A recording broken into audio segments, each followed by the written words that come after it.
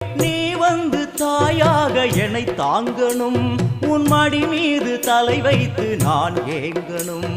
சலனங்கள் இல்லாமல் மனம் தூங்கணும், மனம் தூங்கணும், மனம் தூங்கணும். எங்களுக்கு குறையும் உண்டு, அதனை நான் அழுது சொல்லலாமா?